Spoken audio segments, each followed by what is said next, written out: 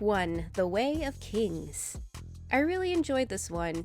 I identify a lot with Kaladin. There were a few times the books described his depression and loneliness that got me teary-eyed because I have also battled with depression and loneliness in similar ways.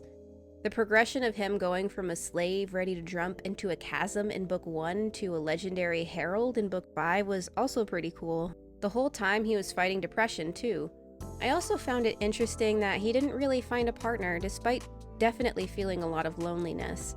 I almost thought he'd end up with Syl, a romance with his sword. And he kinda did, but more like in a deep platonic way, which, hey, that works for me.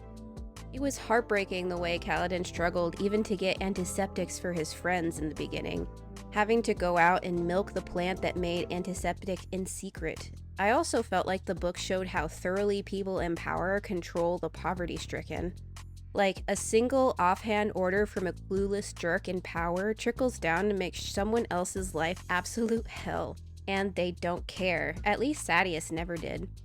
The clash between how Dalinar took care of his troops versus Sadeas, how a leader's personality is reflected in the people he commands, was very good. It's something I've witnessed in the Corpo world, too. I've worked in that world for 12 years and had a lot of different people managing me. The Dalinar versus Sadeas leadership is just one example of how the attitudes of the leader trickle through the rest of the group. One cares little for human life, using people as meat for distraction tactics, and the other, while not as fast and efficient in fighting, preserves more lives, and in the end, Dalinar's personality proves to be the more powerful one too. Sadeas made enemies of way too many people, to the point where one of the good guys murdered him, and honestly, no one cared too much about his death. But yeah, back to Kaladin. He's probably my favorite character in the books, and parts I remember most from the Book 1 come from him. Like that scene when Syl brings him the poison leaf in the rain, which convinces him not to drop into a chasm. There's also the time he got strung up in a storm and lived, opening his eyes despite being nearly flayed alive. That was cool.